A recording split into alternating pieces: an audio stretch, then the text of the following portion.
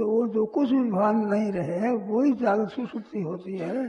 श्वास प्रसरण बताया, नेत्रों की क्रिया तो पहले बताया कि संकल्प विकल्प बहुत उठते हैं भीतर में, तो वे कैसे शांत हुए, उनके शांत करने के लिए तैयारी की है, वो जागृत सुषुप्ति नहीं है।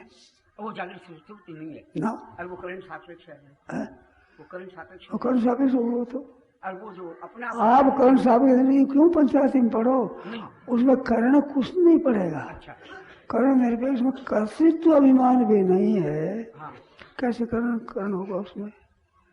कर्ण तो साधक तमाम कर्णम होता है, तो वो तो फिर अपने आप होगी वो अपना अपने आप होगी। हाँ, तो वह कुछ भी चिंतन न करे। हाँ, कुछ नहीं है।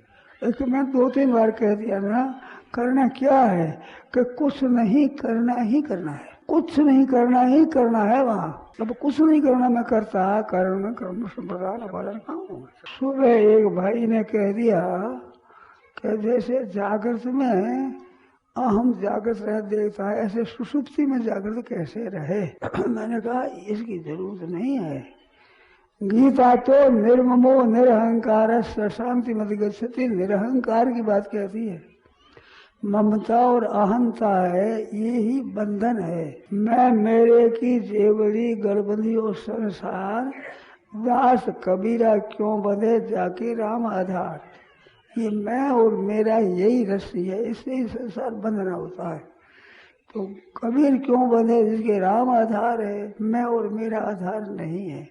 मैं और मेरा आधार है, उसका बंधन होता है। तो मैं रहना नहीं चाहिए जागृत में भी। तुम कहते हो सुषुप्ति में मैं रहे, तो ये कोई काम की बात नहीं है, ये मैं तो हटना है। अब मैं कैसे हटे, तो इस वास्ते मैंने कहा जागृत में 3 अवस्था होती है।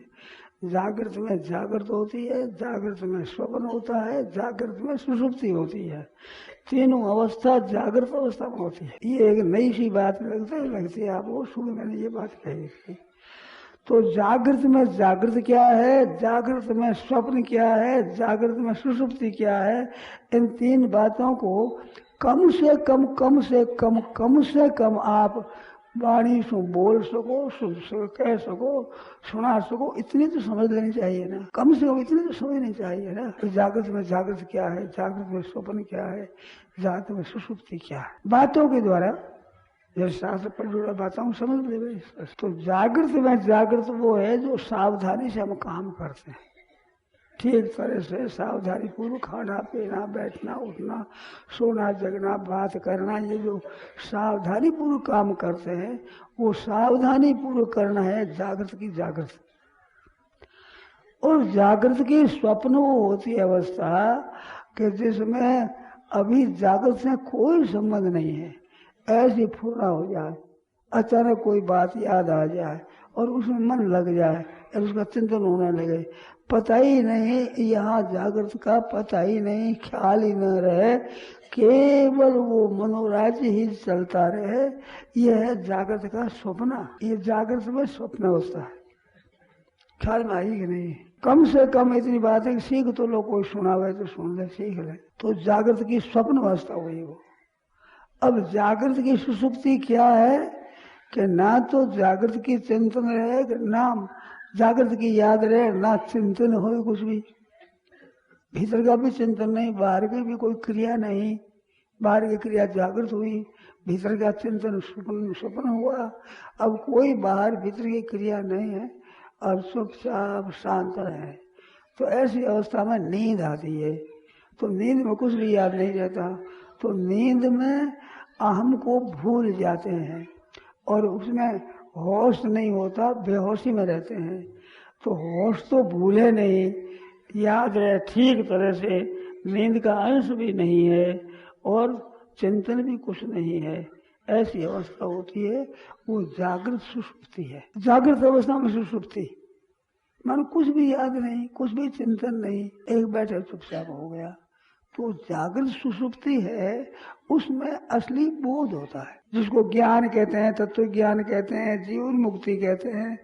वो तत्व प्राप्त होता है जागृत की सुषुप्ति में। अब वो जागृत सुषुप्ति कैसे हो, उसके लिए 2 क्रिया बताई मैंने। वो जागृत सुषुप्ति नहीं है, जागृत सुषुप्ति की तैयारी है कि कैसे करें। मन चुप हो जाओ तो मन में फुर्ना होती रहती है, मन में तरह बात आती ही रहती है। अब वो सब भूले कैसे? तो उसके लिए मैंने उपाय बताए दो। एक तो श्वासों की क्रिया बताई। श्वास है, उसमें